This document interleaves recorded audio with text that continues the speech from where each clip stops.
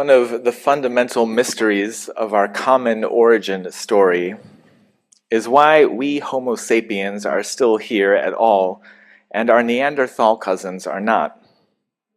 The thing is that Neanderthals were likely bigger and stronger than us, so survival of the fittest would have betted on them, certainly. And some folks for a long time thought we just outsmarted them in general, but recent research suggests that, like other modern apes, they were at least as smart as us. In fact, when compared to other modern apes like chimpanzees, humans are not inherently better at most basic tests of intelligence. Let that sink in. There's one category, though, just one, where we are the reigning champions. We are the very best at learning from each other. If you want a society to survive and to thrive, the scientists say, it's better to have a group where only 1 in 100 or 1 in 1,000 people will come up with the brilliant idea for a fishing pole, but then they'll share it with the other people in their community. That's much better than to have a society where even 1 in 10 people are able to invent a fishing pole, but they keep the idea to themselves. Researchers call this social learning. And social learning, they say, is our superpower. And let me add that as someone who has seen nearly every movie in the Marvel Cinematic Universe, I think to call it a superpower is even perhaps an understatement. Because every advance in technology has been a process of building on shared learning. With social learning, we've created endless superpowers. X-ray vision, that's real. We figured it out together. Flight, check. Lasers, traveling to outer space. Communication across the planet at a moment's notice. Check, check, check. Social learning is what's given humanity every one of these superpowers, because when one of us has a good idea, others are likely to learn from it and share the knowledge. But you all already know this. If you're great at Dungeons and Dragons, or chess, or pickleball, it's probably because you spent some time with other humans learning the skill. If you're great at music, it's almost certainly not because you invented some new instrument or a new chord progression. It's because you spent time listening to other musicians and combining ideas that other people already had in new ways.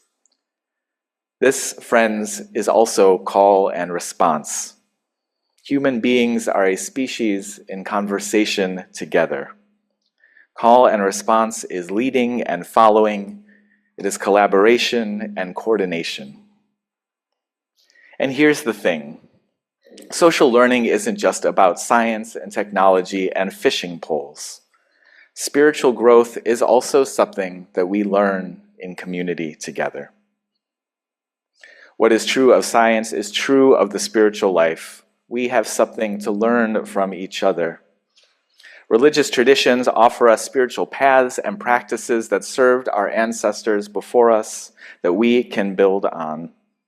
The rites and rituals and resources of religious community offer the tools and the technologies of the mind and the body and the spirit that help us to live our best lives, at least as much as the tech and the smartphones do.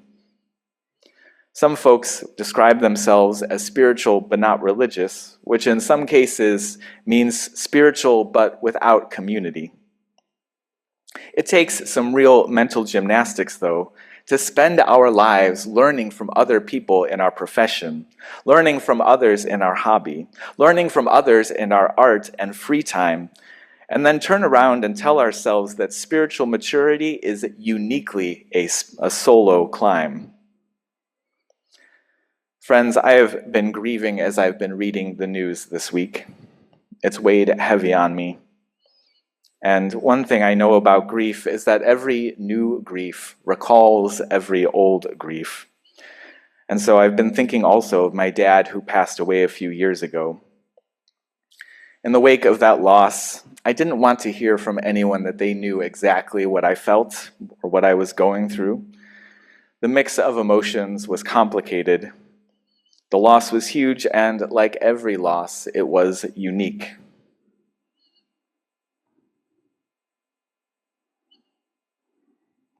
Here we go. But at the same time, I was certainly comforted to know that I was not the first human to experience this kind of grief. Being in spiritual community with others who had experienced loss is where I had learned how to spend time with pictures and tell their stories. Being with others who had experienced loss before me is where I learned how to wonder aloud what was and what might have been. Where I learned how to balance journaling and tears with distractions and Netflix. It was also in religious community that I learned to sing in moments like this. And so I knew to sing with my dad, to sing to him, at least on his last days. Sitting with my mom by his bed, we sang this one song to him over and over. Loosen, loosen, baby, you don't have to carry the weight of the world in your muscles and bones. Let go, let go, let go. My mom and I took turns singing to him, back and forth together, call and response. It made such a difference for my wounded heart as we held his hand and kept vigil by his bed. When words are insufficient, a melody can sometimes help carry the weight of a moment. I don't believe there are right or wrong ways to grieve, but I believe that when you are lost in the wilderness of loss, religious traditions and spiritual community can offer some markers on the path to find a way forward through the darkness. I shared a poem earlier that said, "Someday the song will rise in our mouths and we will sing together in harmony." But the truth is that we have always been singing in harmony together. Music has always played a role in the kind of social learning that made us the cooperative creatures we have evolved to be. Whether humans were working together to build shelter, or coordinating an attack on a woolly mammoth, or dancing together to appease the gods, music helped us remember that we are each a part of something larger than ourselves, a central tenet of social learning.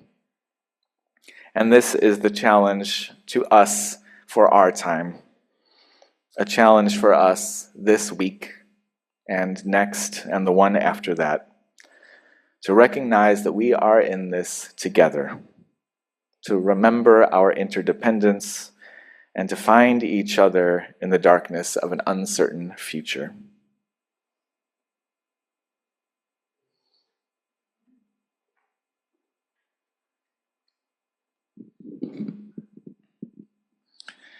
As Unitarian Universalists, we are descended on our Unitarian side from the Puritans of New England.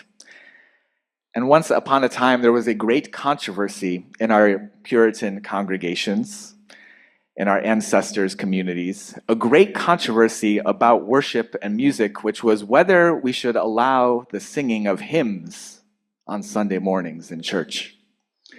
This heresy of introducing hymns to church divided congregations and divided families against each other. It was so controversial. And before that time of the heretical hymns, our ancestors only sang the Psalms, and they sang them in call and response. And so in that spirit, I'll invite you into this song of call and response, although I'm going to add some rhythm that would have our ancestors rolling over in their graves. So you can just repeat after me. This song goes like this.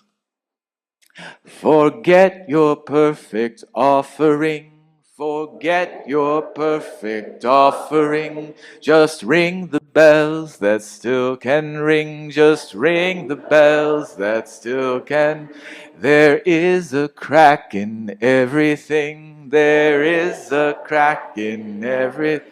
This part comes faster. That's quick, right? That's how the light gets in. That's how the light gets in. That last line is the one that you do a little differently. Let's try the whole thing again. Forget your perfect offering. Forget your perfect. Just ring the bells that still can ring. Just ring the bells that still.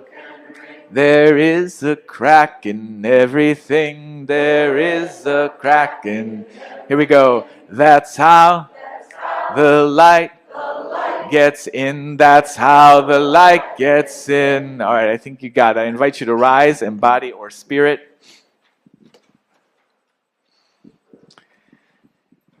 And in my congregation of Sanctuary Boston, we have a saying which is we're going to start with some singing, we're going to end with some singing, and there's going to be some singing in the middle. But I invite you to do that in whatever way your spirit needs. And so if what your heart needs today is to just sit in silence and soak in the sound of the room, that's okay. That's just as good. And if you want to hum the song because the words are going too fast, that's okay. That's just as good. And if what you need this morning is to rock out like you're alone in the car with the radio or belt it out like you're in the shower, this is your morning to do it. Here we go. Forget your perfect offering. Forget your perfect offering. Just ring the bells that still can ring. Just ring the bells that still. There is a crack in everything. There is a crack. Here we go. That's how the light gets in. That's how the light gets in. Forget your perfect offering. Forget your perfect. Just ring the bells that still can ring. Just ring the bells that still.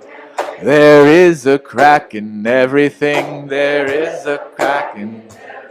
That's how the light gets in. That's how the light gets in. Forget your perfect offering. Forget your perfect offer. Just ring the bells that still can ring. Just ring the bells that still. There is a crack in everything. There is a crack in everything. That's how the light gets in. That's how the light gets in. Forget your perfect offering. Forget your perfect offering.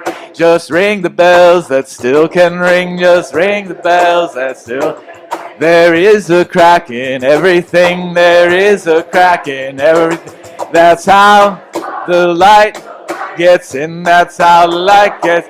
Forget your perfect offering. Forget your perfect offering. Just ring the bells that still can ring. Just ring the bells that still can. There is a crack in everything. There is a crack in everything.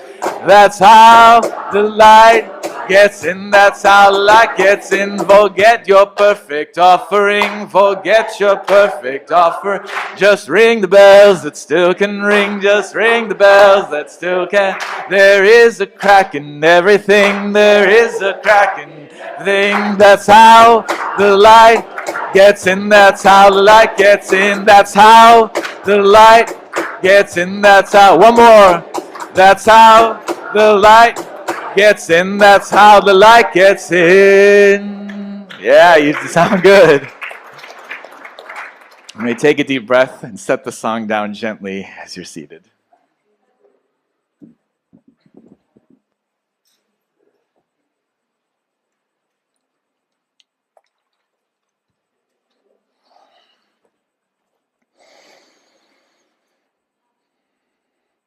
That went so much better than some of the nervous looks on your faces would have led me to believe it was going to. Thank you for journeying with me. In the neighborhood in Boston where I live, a few years ago, a fossil fuel company was putting in a new pipeline for our neighborhood. Local officials had opposed this pipeline, but it seems that fossil fuel companies are more powerful than democratically elected governments, and so it was being built nonetheless. As part of a series of protests at this construction site, every week community members would stand in the way of the construction equipment, forcing them to turn off the engines and wait for the police to take us away, slowing the destruction of our neighborhood and our planet for a few minutes at least. Every Wednesday we would gather, and over the course of several months, 205 people were arrested. One particular gathering at the construction site has stayed with me. A year earlier, in the summer of 2015, climate chaos contributed to a heat wave in Pakistan, where city leaders were caught unaware and unprepared and were overwhelmed by thousands of people who died in the heat wave. So as the next summer approached, now in 2016, some Pakistani communities were preparing for climate change. They were preparing by preemptively digging mass graves. One grave digger who was interviewed said, "Thanks to God, we are better prepared this year." I think some people think that this is the best we can do to prepare for climate change. So as the people of Pakistan were digging long, narrow ditches to serve as mass graves for the future victims of climate chaos, in Boston, the fossil fuel companies were digging long, narrow ditches in our neighborhood to cause that climate chaos.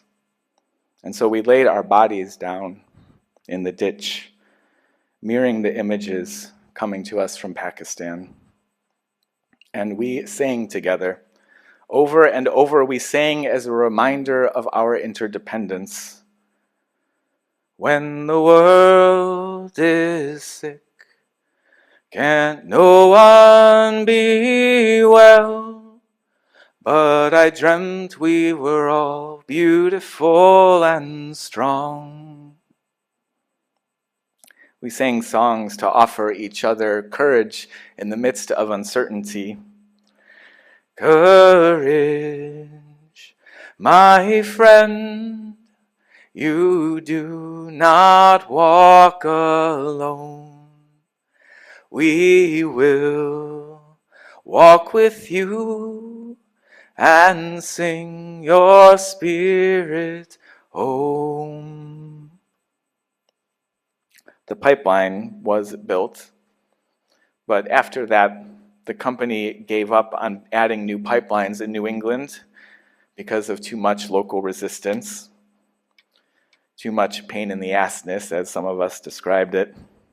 And I know that those protests were also part of a much, much larger global movement that eventually led to the passage of the Inflation Reduction Act a couple of years ago, which has changed the landscape of our economy. An act larger than the New Deal of the 30s to reduce fossil fuel infrastructure and expand green energy in the United States. Friends, congregations like this one are where we teach each other the paths and the practices for resilience and renewal, where we imagine new possibilities together and teach each other in community how to make them real. Communities like this are where we learn the tools for courage and for commitment when times are hard, and times they are hard. And religious tradition is where we can build on the proven rituals that provide us some grounding, that remind us of gratitude, and that give us tools for grieving when we need them most. Dear ones, this is the story not just of our congregations, it is the story of how we became human in the first place. We created spiritual technologies, and we taught them to each other in community. We taught each other to grieve when the weight of loss was too much to bear alone. We taught each other to sing when words failed us. We called out into the darkness of an uncertain world, and we responded to each other, calling out again in harmony. The creation story of humankind is that we created ourselves by listening and learning together, meeting each new uncertain day in relationship and in community. Because we each bear the song and we each need the choir. Beloveds, may we find each other in song. May we call out to one another and may we respond in harmony. May we together sing the world awake. May it be so and may we make it so.